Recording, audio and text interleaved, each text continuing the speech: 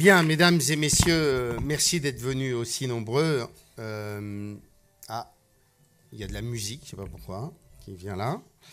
Merci. Merci d'être venus. Merci à François et à Dominique d'avoir fait l'effort du déplacement en Normandie. J'ai arraché François au bras de sa femme et de sa famille dans des négociations absolument insupportables contre une journée de chasse supplémentaire en Normandie, à laquelle j'ai bien entendu invité Gérard Larcher.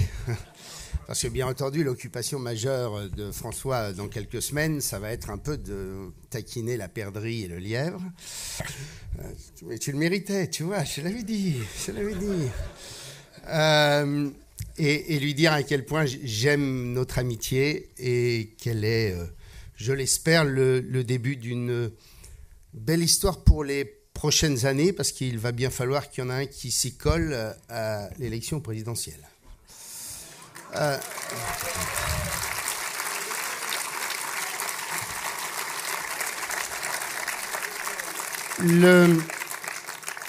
Dire à Dominique, on a suffisamment de complicité. En plus, il n'y a pas de problème d'ego entre nous, ce qui est quand même assez rare en politique, il faut le reconnaître. Et que nous avons su trouver un point d'entente assez extraordinaire, qu'on doit d'ailleurs, je crois, à l'exécutif, comme le disait tout à l'heure François, c'est que nous avons su en permanence trouver les voies et moyens pour que départements et régions ne soient pas concurrents, que le gouvernement ne profite pas d'éventuelles divisions entre les deux strates des collectivités. Et nous avons su toujours bâtir un discours d'unité pour défendre les libertés locales. Nous avons été au gouvernement ensemble et c'est ensemble que nous essayons de défendre cette idée qu'une partie du redressement du pays passera par ces énergies locales. Et dire à Gérard Larcher que vraiment il fait un boulot absolument exceptionnel. Vous en rendez pas compte, vous, peut-être tous les jours, mais Gérard, bien entendu, a le rôle qui est le sien au Sénat, et les sénateurs ou les anciens sénateurs ou un ancien questeur comme Jean-Léon le savent. Mais au-delà de ça, Gérard a une œuvre majeure qui est celle d'essayer de faire en sorte que la famille de la droite et du centre-droit trouve les voies et moyens de sa reconstruction. Et Gérard fait un boulot gigantesque, un boulot de tous les jours, n'hésitant pas à traverser la France de part et d'autre pour le faire et pour aboutir, je l'espère, au début de cette reconstruction. Et donc Gérard, vraiment, merci mille fois pour ce que tu fais, c'est formidable. Vraiment. Dire à Jean Rotner, mon camarade du Grand Est, que je suis heureux qu'il soit là aujourd'hui. J'étais très heureux de te vendre nos trains d'occasion. J'en ai encore en plus mauvais état, si tu le veux. Très nombreux. En fait, on a passé un super accord avec Jean. C'est que, comme vous le savez, nous allons avoir des trains neufs à partir de l'année prochaine avec un grand programme, je l'espère, d'amélioration du réseau ferroviaire normand à partir du début de l'année prochaine. Et il nous restait des trains qui étaient des trains à mi-vie, de grosse capacité, et nous on avait besoin d'harmoniser notre parc ferroviaire pour gagner en efficacité et en coût. Et donc l'accord que nous avons passé, c'est que quand moi j'achèterai je sais pas si j'espère que c'est moi qui les achèterai, parce que ça veut dire que je serai réélu, mais oui, et donc en clair, en 2024 nous achèterons des trains neufs supplémentaires, ce qui nous permettra de pouvoir faire cet échange avec la région Grand Est qui avait besoin de trains plus rapidement. Oui, je sais, les premiers arriveront avant, mais en même temps, il nous a fait un chèque d'100 millions d'euros, donc ça me va très bien. Et comme disait François Baroin, il faut piquer l'argent de l'Alsace tout à l'heure. Et donc là, j'ai appliqué la maxime Baroin entre le Grand Est et la Normandie. Et puis, je voudrais dire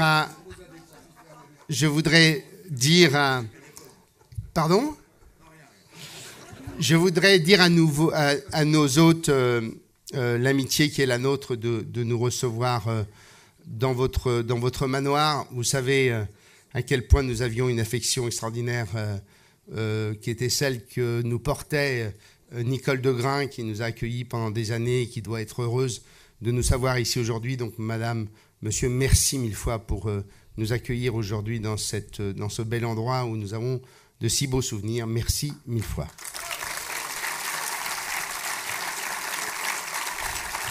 Alors, madame et monsieur Bourbonne, le seul problème, c'est que c'est tous les ans. Voilà.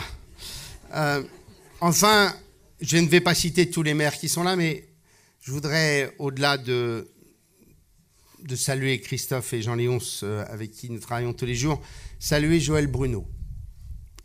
Jean-Baptiste ne peut pas être là parce qu'il y a des manifestations très importantes au Havre. Je voulais saluer Joël parce que, honnêtement, il fait un boulot exceptionnel à Caen. C'est pas une ville facile.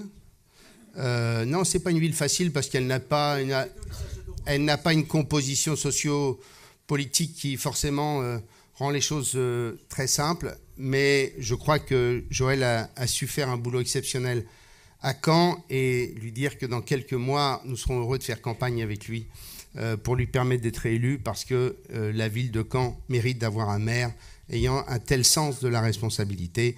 Donc, merci Joël pour ta présence aujourd'hui. Et puis, je voudrais remercier nos deux invités de marque, Denis Tillinac et Alexandre Jardin. Alexandre est là, Denis est là.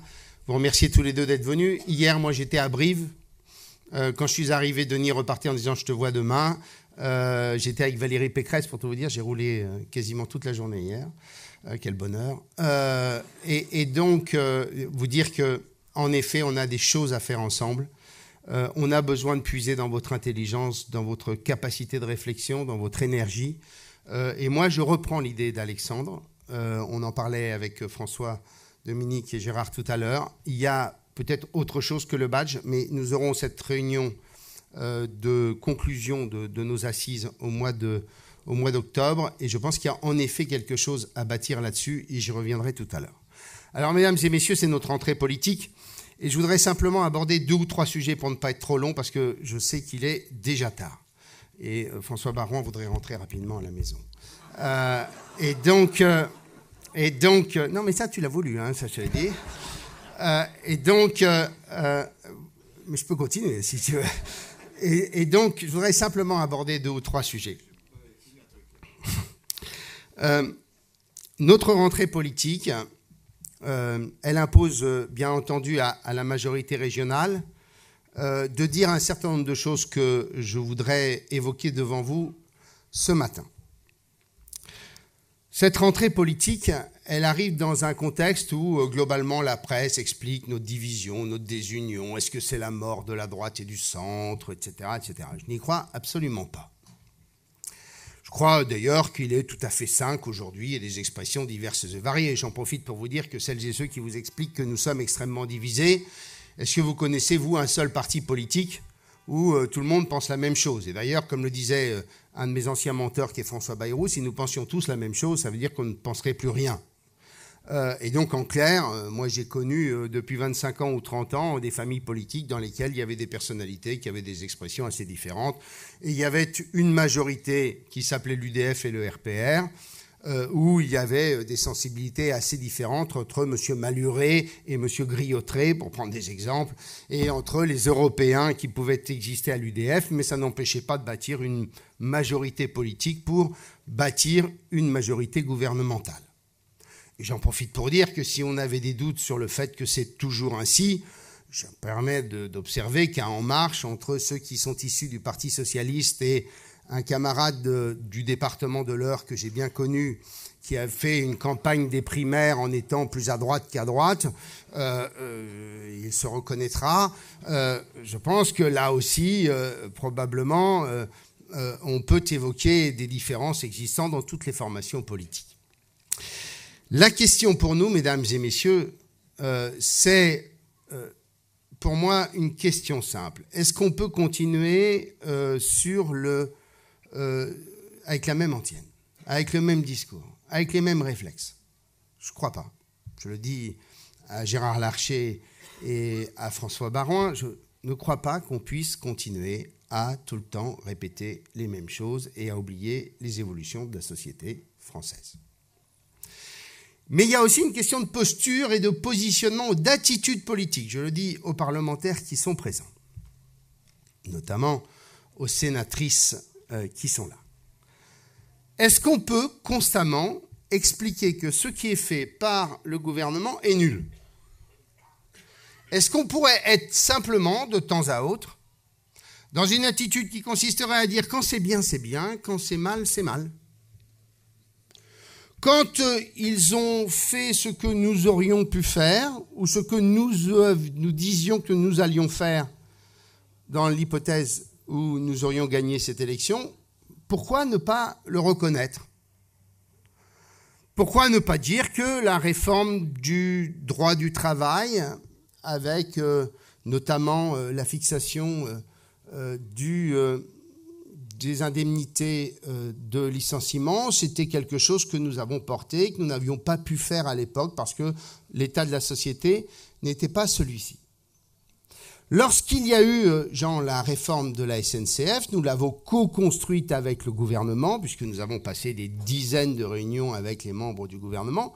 Pourquoi ne pas dire que cette réforme-là, nous aurions aimé la faire et que nous l'aurions faite si nous avions été au pouvoir? Alors à chaque fois, chaque réforme qui est menée, elle peut être meilleure, elle peut être probablement avec tel ou tel défaut. Mais je pense qu'on y gagnera beaucoup en crédibilité auprès de nos compatriotes si nous sommes de temps à autre en capacité de pouvoir dire oui, en effet, ce qui est fait là, c'est quelque chose qui était aussi dans notre projet politique.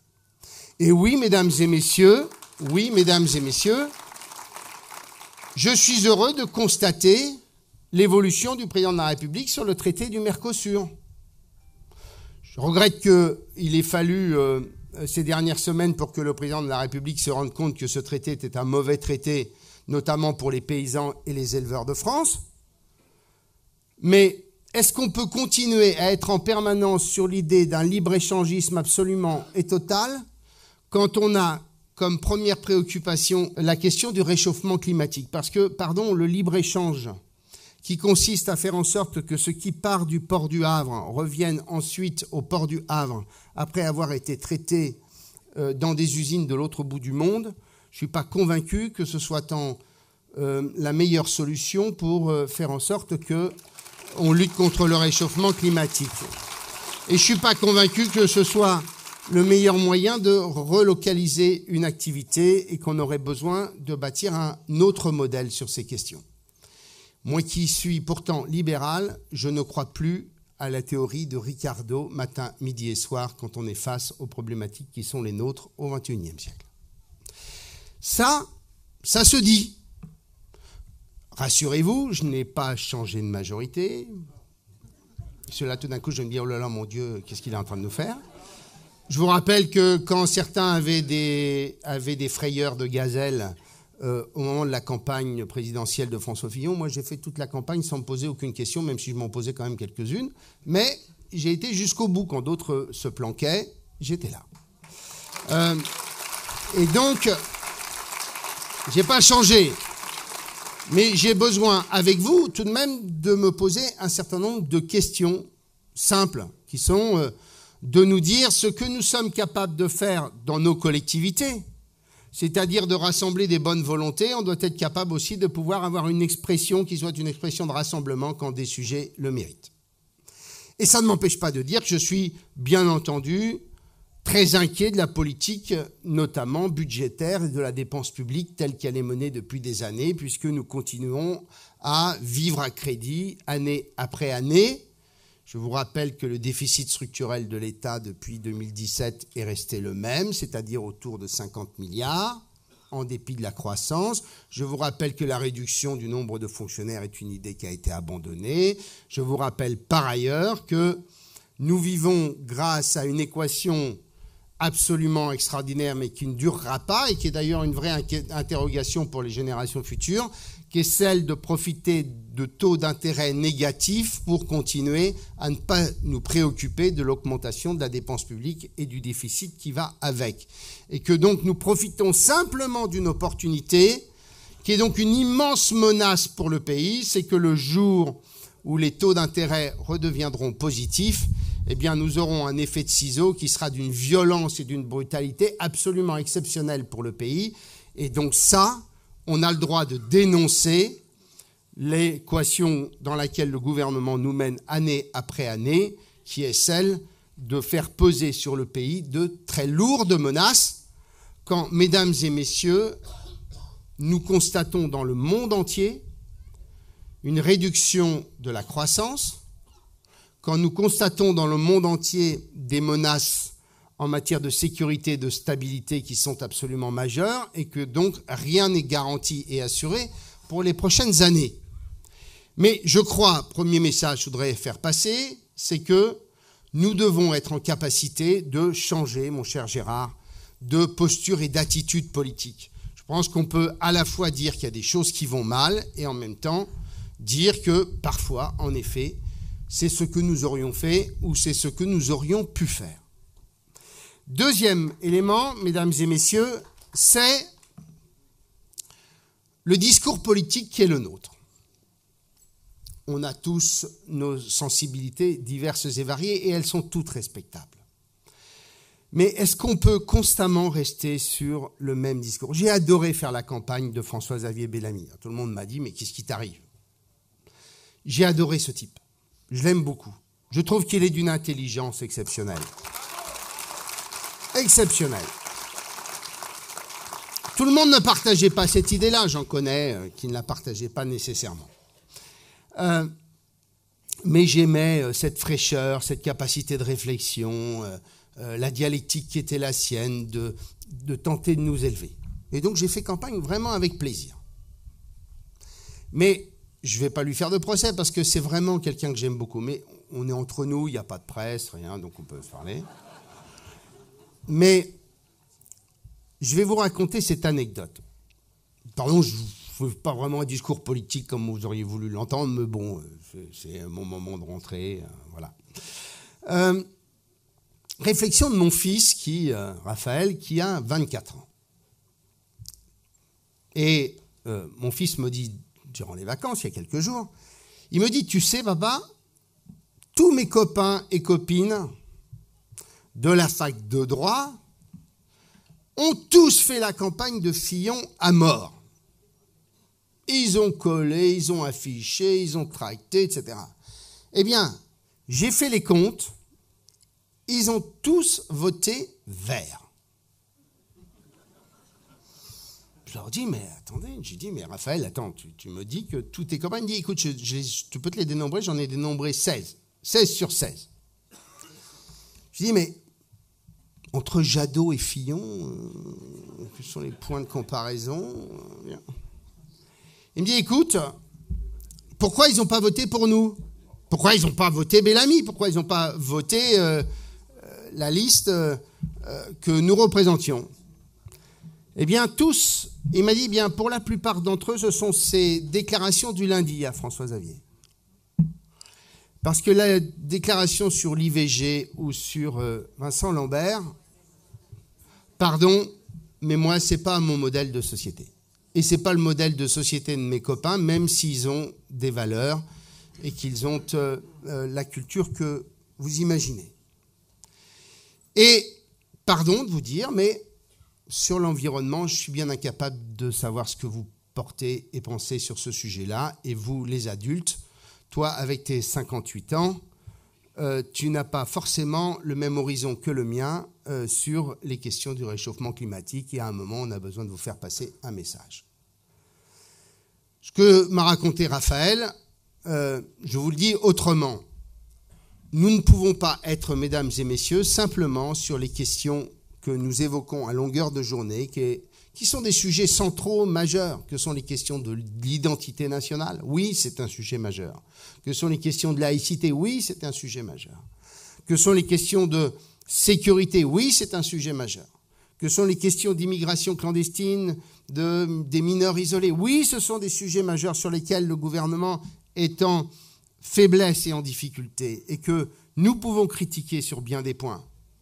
Mais est-ce qu'on peut, un jour, mesdames et messieurs, simplement se dire que la société française a évolué, qu'elle est composée, en effet, comme le disait Denis Tillinac, d'immenses fractures aujourd'hui, du moins la société française n'a jamais été aussi différente, en vérité, dans sa composition. Quand on voit simplement, je lisais ça la semaine dernière, ce que représentaient les salaires des grands patrons il y a 30 ans avec le salaire minimum et ce que représentent les salaires des grands patrons avec le salaire minimum aujourd'hui, on voit bien qu'il y a des inégalités gigantesques qui se sont creusées entre ceux qui réussissent le plus et le reste des Français, et que pour beaucoup de Français, tout ça est insupportable.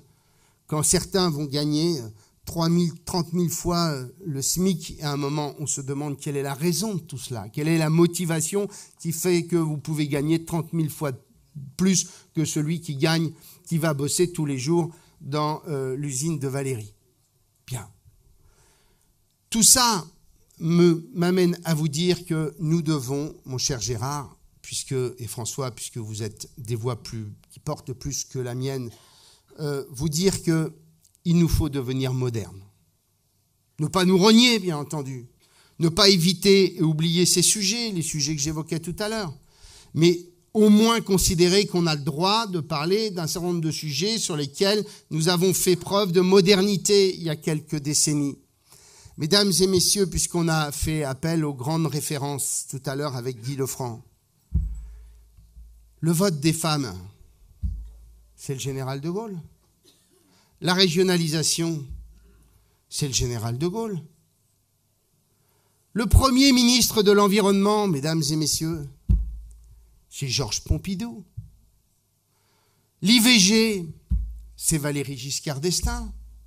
La charte de l'environnement dans la Constitution, c'est Jacques Chirac. Et tout d'un coup, nous sommes devenus, sur à peu près tous les sujets majeurs de la société, comme les archaïques pour une partie de nos compatriotes, et notamment ceux qui, en effet, sont la France entreprenante, ouverte à la mondialisation, et qui réussit et qui existe. Mesdames et messieurs, quand on est de droite ou du centre-droit, c'est pas parce qu'on est attaché au territoire qu'on n'est plus capable de parler à la France urbaine et qu'on n'est plus capable de parler au quartier, cher Guy. C'est pas parce qu'on est de droite et du centre-droit qu'on est incapable de parler d'environnement, d'évolution. Regardez à quel point le monde agricole est en train de changer. La mutation du monde agricole, elle est gigantesque aujourd'hui. Je regardais les chiffres des services la semaine dernière. Sur 31 000 exploitations agricoles en Normandie, mesdames et messieurs, 6 000 ont signé des mesures agri-environnementales et climatiques. C'est-à-dire 6 000 ont décidé d'évoluer dans leur pratique agricole. 10% d'entre elles, aujourd'hui, font de la vente directe, c'est-à-dire 3 000 exploitations. 250 exploitations chaque année passent au bio. Et quand la région lance un plan expérimental pour que nous puissions avoir, grâce à cette avant-garde, l'enseignement de l'arrêt du glyphosate, puisqu'il est annoncé, et que nous lançons avec la Chambre d'agriculture un appel à projet pour que 50 exploitations puissent nous donner les enseignements et qu'on puisse voir les impasses, comment on peut bâtir un modèle, en effet, qui est un vrai enjeu, une vraie difficulté pour le monde agricole, eh bien, il y a des exploitations agricoles en Normandie qui disent « Ok, moi je veux savoir ». Et quand vous avez en tête que nos agriculteurs aujourd'hui sont tous ou presque diplômés de l'enseignement supérieur et ont des enfants qui vont à la ville, et qu'une partie du monde agricole d'aujourd'hui n'est plus issue du monde agricole d'hier, mais est issue du monde urbain. J'étais dernièrement dans une exploitation dans l'Eure, pas très loin de chez Guy. L'agriculteur en question, il avait été ingénieur dans l'aéronautique avant. Eh bien, quand on voit cela, on constate qu'on a une immense transformation du monde agricole qui a intégré que l'environnement, c'est en effet des préoccupations, mais que ça peut être une formidable chance pour créer de la valeur ajoutée et s'adresser aux consommateurs. C'est autre chose que simplement de rester sur des discours qu'on connaît par cœur sur ces sujets-là. Et donc moi, j'ai envie de vous dire, j'ai envie, mon cher Gérard, que dans le cadre des travaux de la reconstruction de notre famille politique, nous puissions être modernes. Et je vais prendre 3 thèmes. Le premier, celui de la décentralisation. Alexandre a raison. Le vrai sujet, on en parlait tout à l'heure avec Gérard, c'est que nous sommes aujourd'hui la famille politique qui vendons l'idée que la transformation du pays passera par les territoires. Et on est sûr d'avoir raison. La preuve, c'est que tous les pays européens, qui en général se portent mieux que nous, ont adopté cette gouvernance-là. L'ambassadeur d'Allemagne avec lequel j'étais au moment des cérémonies du 6 juin disait, alors que j'étais en train de discuter avec Jean-Yves Le Drian pour essayer de faire passer quelques messages, l'ambassadeur d'Allemagne était à côté de nous lors du dîner et à un moment, il nous regarde tous les deux, il dit « Mais vous êtes quand même le seul pays en Europe à penser que les choses peuvent se gérer et se régler à partir de bureaux dans des ministères. » Bon, oui, mais pardon de vous le dire, nous commettons à chaque fois la même chose, c'est-à-dire qu'au moment de l'élection présidentielle, nous racontons qu'il y a un homme providentiel qui va tout régler. Eh bien non, mesdames et messieurs, l'homme providentiel, ça n'existe pas, sauf dans des grands moments historiques comme on a pu connaître au lendemain de la Libération.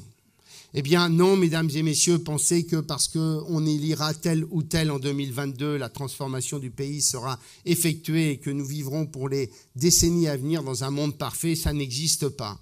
Et que moi, ce que je voudrais, c'est que Gérard, dans le cadre de cette recomposition, nous puissions, en effet, comme le disait Jean-Léon, vraiment bâtir une décentralisation portée sur l'idée de subsidiarité. C'est-à-dire qu'aujourd'hui, on est sur une décentralisation où, en clair, l'État continue à dire de temps à autre, je vais vous en laisser un peu plus. Eh bien, de réellement bâtir un modèle sur lequel on s'interroge à chaque fois en se disant tel pouvoir doit être exercé à tel niveau. Et pourquoi il doit être exercé à tel niveau avant de l'envoyer au niveau supérieur? Cet exercice, on ne le fait jamais. Et deuxièmement, alors vous allez me dire c'est incompatible avec la folie de vouloir être candidat à l'élection présidentielle, mais deuxièmement, d'avoir un candidat à l'élection présidentielle qui est peut-être pas la modestie, parce que ça ne marche pas, mais la lucidité de dire qu'une partie de la réussite du pays, ce n'est pas l'exécutif et le pouvoir central qui le fera, mais c'est le pouvoir local. Valérie évoquait la situation de la région. Voilà, je vais faire un peu d'autosatisfaction. En général, quand on était sur les classements en matière d'économie sur la Haute-Normandie ou la Basse-Normandie, sur les 21 régions, 22 régions, vous pouviez mettre la France, vous mettiez la Haute et la Basse-Normandie, vous étiez toujours 17e, 18e. Aujourd'hui, on est quasiment tout le temps premier. Je vous cite les chiffres. Ce n'est pas les miens, c'est ceux de l'État. Donc, honnêtement, je n'imagine pas que l'État puisse nous faire ce plaisir-là. Mais,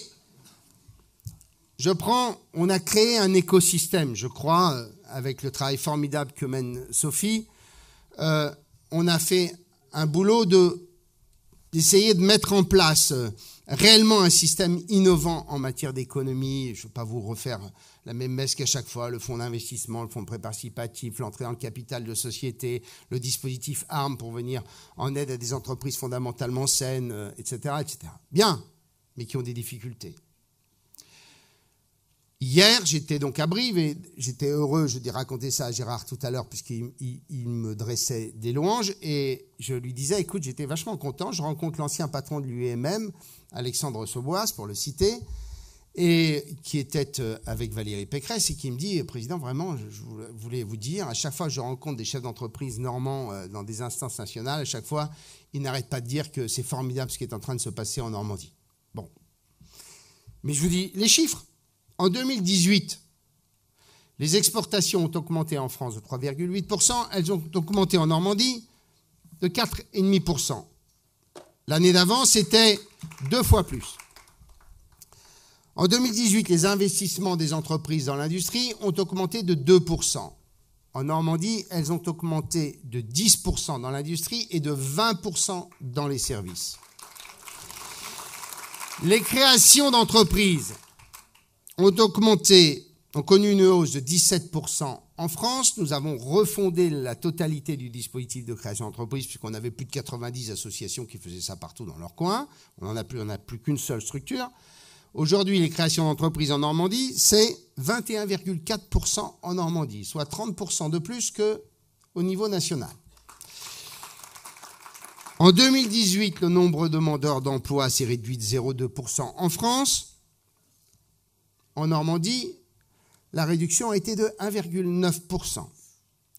Et si vous prenez tous les indicateurs les uns après les autres, j'en ai 2 pages entières, vous constatez la même chose. Pourquoi ?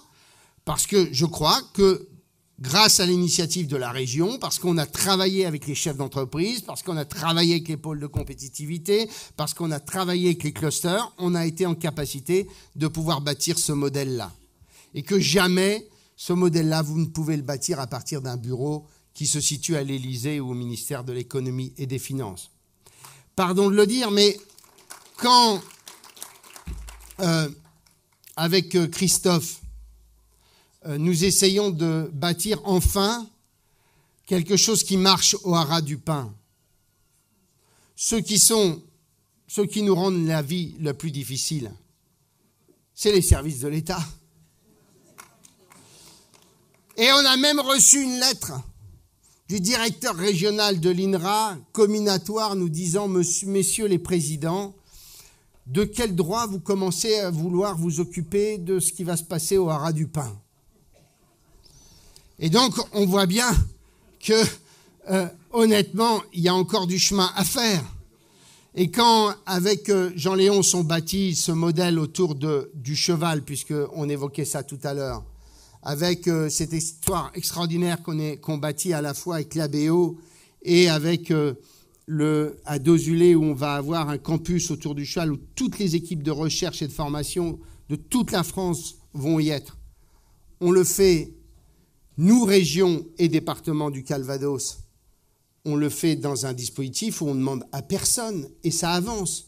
Et dans 2 ans, vous aurez là le campus équin, où il y aura la plus forte concentration de technologie, d'intelligence, de recherche, de formation du monde entier. Et ça, on ne le fait pas à partir d'un bureau à Paris, parce que dans le même temps, quand le directeur général du port du Havre, lui, a besoin de faire un investissement, il lui faut 1 an pour avoir la réponse dans le cadre d'arbitrage rendu par Bercy, parce que quand il s'agit du port du Havre, mesdames et messieurs, on demande au directeur du port, sur des investissements qui sont des investissements avec des retours sur très long terme, on va lui demander un taux de retour sur investissement de 7 points. C'est-à-dire qu'au moment où les taux d'intérêt réels sont négatifs, on lui dit qu'il faut 7 points de retour sur investissement. Et donc on vient s'adresser à la région pour subventionner cet investissement pour qu'il puisse présenter quelque chose qui lui coûte moins cher pour faire le taux de retour qui convient bien. Et donc voilà, en clair, en quoi on a besoin de bâtir un modèle nouveau. Mais pour ça, ça nous impose à nous, pour revenir à mon discours, que nous ayons la modestie de nous dire, aux campagnes nationales, on va dire aux Français qu'une partie des sujets, on va les régler par des initiatives locales, comme le disait François tout à l'heure. Deuxième sujet, mesdames et messieurs, la question de l'environnement.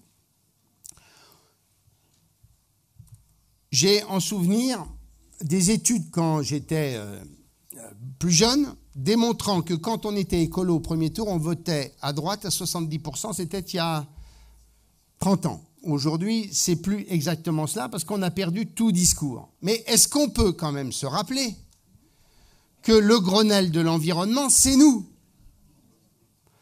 qu'il a été porté par Jean-Louis Borloo notamment, et que nous avons été capables de pouvoir impulser toute une série de politiques. Et donc, quand aujourd'hui, le seul discours politique que nous avons sur l'environnement, c'est de railler la présence de Greta Thunberg à l'Assemblée nationale, est-ce qu'il fallait l'inviter ? Honnêtement, on peut se poser la question. Mais est-ce que la lutte contre le réchauffement climatique n'impose pas qu'il nous ayons des lanceurs d'alerte et des icônes capables de dire au monde « Attention, danger, danger mortel » et qu'elle en fait partie. Et quand je constate que lorsque nous avons remis le prix Liberté à cette jeune femme, le vote des jeunes qui ont voté par Internet, alors qu'il y avait des candidatures d'un grand blogueur luttant sur les droits des femmes en Arabie Saoudite, Elle a obtenu un très large soutien des jeunes pour lui accorder le prix Liberté. Le seul message qu'on retient au bout du compte de la droite et du centre, c'est que, décidément, les questions d'environnement, ça ne doit pas les concerner, puisqu'il se trouve le moyen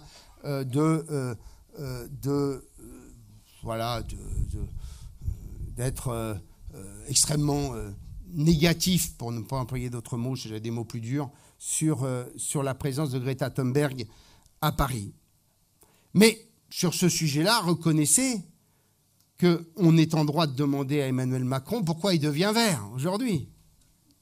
Parce que moi, pour l'instant, à part la fermeture des centrales à charbon, dont celle du Havre, je n'ai pas un seul élément à mettre au bilan de la majorité gouvernementale sur les questions d'environnement.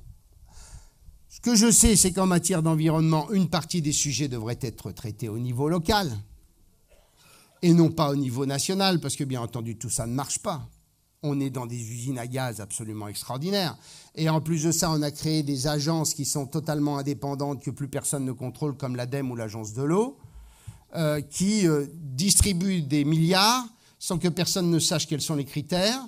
Moi, tout ce que je peux vous dire, c'est que les deux agences de l'eau qui sont sur la Normandie, elles n'ont pas les mêmes politiques sur les mêmes sujets, alors que nous sommes sur le même territoire. Tout ce que je sais, c'est que quand je discute avec le patron de l'ADEME, il a le sentiment de discuter avec un président de région sur lequel il n'a quasiment aucun compte à rendre, et il n'a pas plus de compte à rendre au gouvernement sur les questions que nous traitons ensemble. Mais au-delà de la recomposition des politiques en matière d'environnement, je ne suis pas capable de citer un exemple d'une réussite des politiques environnementales. Et on a même sur ce sujet-là des tartufferies absolument extraordinaires. Quand vous avez un ministre qui vous dit « je vais lutter contre le gâchis alimentaire dans les cantines et les restaurants scolaires », on a envie de lui dire « pauvre pomme, tu crois qu'on ne le fait pas déjà ? Qu'on ne s'est pas lancé là-dedans ?» Quand on entend un autre ministre nous dire je vais faire en sorte que les filières courtes puissent alimenter les collèges et départements et les lycées des régions, on a envie de lui dire tu crois qu'on t'a attendu pour commencer à le faire? Et d'ailleurs, on le fait même ensemble sur un certain nombre de points. C'est-à-dire que vous avez des ministres qui évoquent des sujets sur lesquels ils n'ont pas le quart du début de commencement de compétences. Puisque c'est soit la commune, soit le département, soit la région. Bon, on les laisse s'exprimer là-dessus, sans que bien sûr il y ait un seul journaliste qui dise « mais monsieur, vous n'avez aucun pouvoir en la matière ». Mais si vous prenez les politiques de l'eau, est-ce que vous seriez capable de me citer une seule avancée du gouvernement sur ces questions-là? Tout ce que je sais, c'est qu'on a piqué 700 millions d'euros aux agences de l'eau et qu'aujourd'hui les syndicats de rivière sont en difficulté. Lorsque vous parlez d'économie circulaire, est-ce que vous seriez capable de me citer une avancée majeure sur la question? Moi, je peux vous citer en revanche des reculs, au moins un en Normandie. Un grand groupe qui s'appelait Naval Group, qui s'appelle toujours Naval Group, a investi plusieurs centaines de millions d'euros à la demande de l'État pour développer l'énergie hydrolienne et poser des turbines dans le Raz Blanchard. Eh bien, mesdames et messieurs, grâce à l'État, nous avons inauguré une usine à Cherbourg, flambant neuve, construite par la région, subventionnée par le département et l'agglo de Cherbourg, qui a été fermée 15 jours après parce que l'État a décidé d'abandonner cette énergie-là. Et dans le même temps, nous avons repris le flambeau avec une société que nous sommes allés chercher en Écosse, qui s'appelle Atlantis, et pour bâtir une société commune entre le fonds d'investissement régional et cette entreprise pour essayer de redévelopper une énergie dont on estime qu'elle a un avenir considérable et qui permettrait rien que sur le Raz Blanchard de pouvoir produire 2 gigawatts d'énergie grâce au courant alternatif extrêmement puissant au large du Cotentin. Eh bien, sur chaque sujet, je ne suis pas capable de pouvoir annoncer une seule mesure positive sur le sujet. Toute la seule mesure que je pourrais évoquer sur la question, sur les 2 années du bilan Macron sur les questions d'environnement, c'est la démission de Nicolas Hulot. Il n'y a rien d'autre, ou presque. Ce que je sais, c'est que nous, Gérard, il est temps qu'on soit en capacité d'appréhender ces sujets et de les aborder avec responsabilité, avec courage, parce qu'aujourd'hui, la conscience du pays sur ces questions est absolument gigantesque et les Français ont raison d'être inquiets sur ces questions-là. Troisième et dernier sujet, pour ne pas être plus long, je voulais évoquer le fait qu'il nous fallait nous adresser à la France populaire. Denis Tillinac l'a évoqué tout à l'heure. Jean l'a évoqué tout à l'heure. Mais je prends la question du logement, 2 mots simplement. Ce qui est en train de se passer pour le bâtiment est très sérieux. Ça fait 2 années de suite que les mises en chantier sont en train de s'effondrer de 10% par an. Il y a de moins en moins de permis de construire. Les logements sociaux ont été pompés sur leur trésorerie et vont continuer à être pompés, ce qui fait qu'il n'y a plus de logements sociaux qui se construisent. Que les centres-villes des grandes métropoles ne peuvent plus être habités par des primo-accédants parce que le prix du mètre carré est trop élevé et qu'on sait qu'il manque 1 million de logements en France. Mais là, il est temps qu'on puisse aborder ces sujets-là parce que ce sont les jeunes générations, les nouvelles familles qui sont directement impactées sur ces questions-là. Et c'est un secteur économique.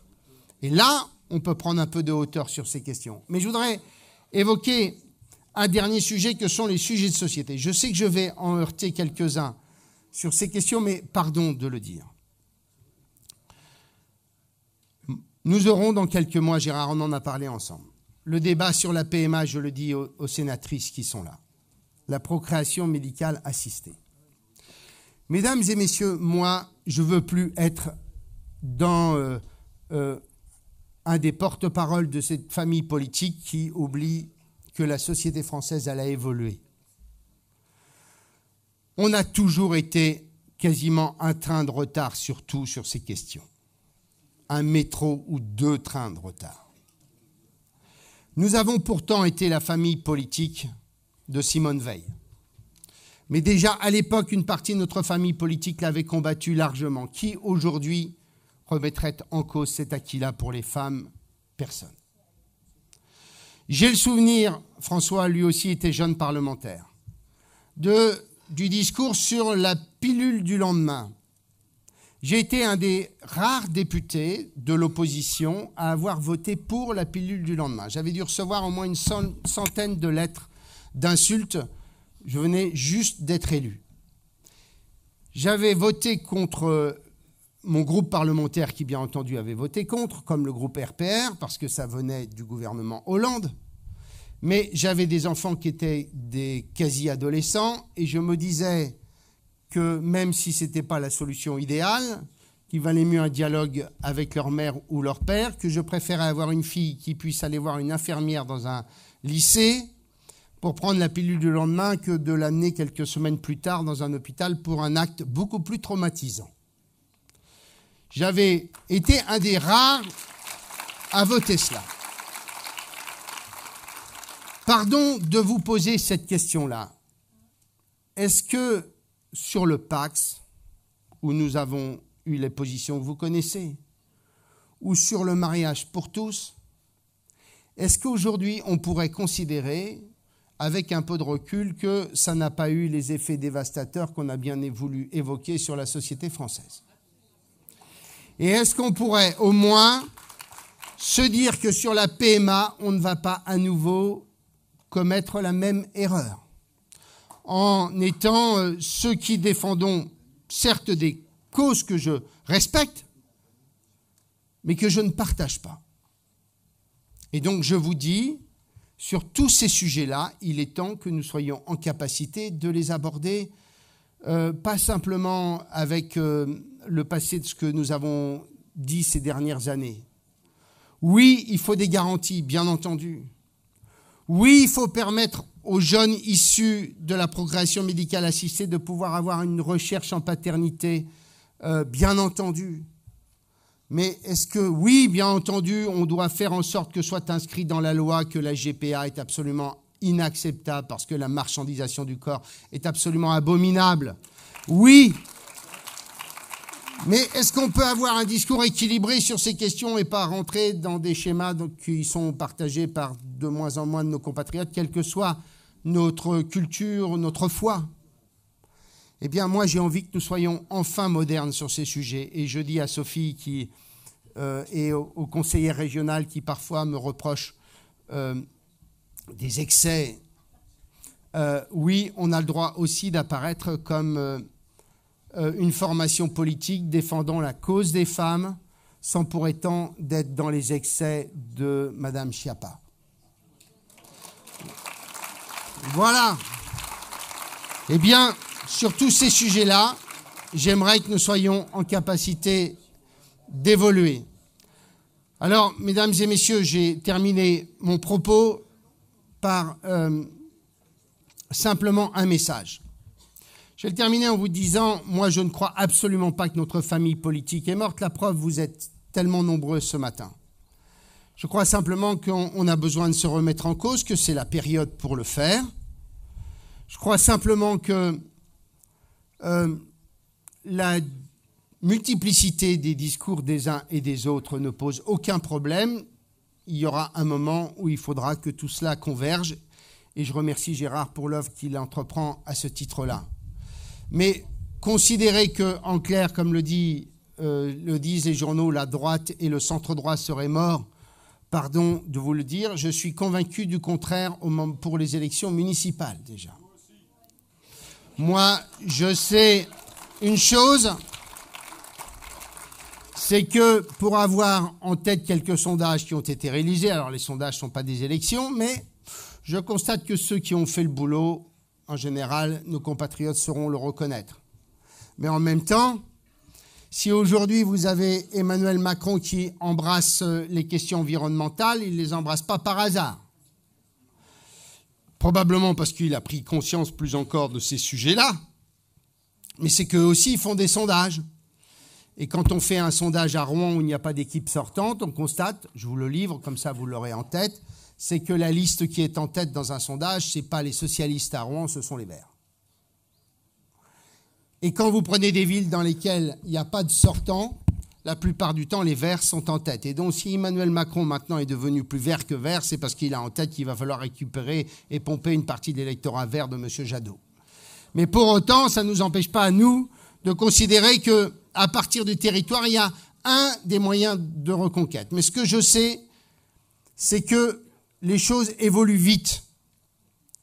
Le Parti socialiste espagnol, on le disait, mort il y a 3 ans ou 4 ans. Forza Italia, qui a dominé la vie politique depuis 20 ans, ils sont à 5%. Et M. Macron, 2 ans avant l'élection présidentielle, personne ne pouvait penser qu'il serait président de la République. Donc les choses évoluent très vite. Et on a donc cette chance-là de pouvoir bâtir ce moment de réflexion pour être en capacité de porter un message politique. Et donc ce que je voudrais vous dire, c'est que aujourd'hui, on a des compatriotes qui, compte tenu de l'éclatement de la vie politique, qui ne sont plus bâtis sur un système en tuyau d'orgue, je suis à droite, je suis à gauche. Oui, pour une partie d'entre eux. Mais je crois qu'ils sont aujourd'hui beaucoup plus mobiles politiquement qu'ils ne l'ont jamais été. Et ils sont capables de faire des choix à une élection qui ne sont pas confirmés à l'élection d'après. Mais il y a une chose, moi, que je ne veux pas vivre, c'est le cauchemar vers lequel on va aller si on continue comme ça, si on est incapable de pouvoir porter une alternative, c'est qu'à un moment ou un autre, on finira par avoir l'extrême droite à la tête du pays. Parce qu'on voit bien que le discours dans lequel on veut nous laisser rentrer, c'est que c'est Emmanuel Macron ou le chaos. Et qu'un jour, on aura le chaos. Et il suffit que la récession économique atteigne le monde en 2020 ou 2021. Eh bien, si nous ne sommes pas capables de porter un projet politique alternatif, eh bien, c'est cela qui nous attend et qui nous pend au bout du nez avec des conséquences dramatiques pour notre pays. Et ça, je n'en veux pas. J'essaie de le faire au titre de ma région, en faisant en sorte qu'on puisse démontrer qu'on est en capacité de pouvoir porter la transformation. Le sondage que nous effectuons chaque année est assez exceptionnel pour l'instant, mais ça n'est qu'un sondage. Mais ce que je sais, c'est qu'au niveau national, nous aussi, on doit être en capacité de porter une alternative pour éviter un cauchemar vers lequel nous irons un jour ou l'autre si nous ne sommes pas capables de pouvoir le faire. Merci Gérard.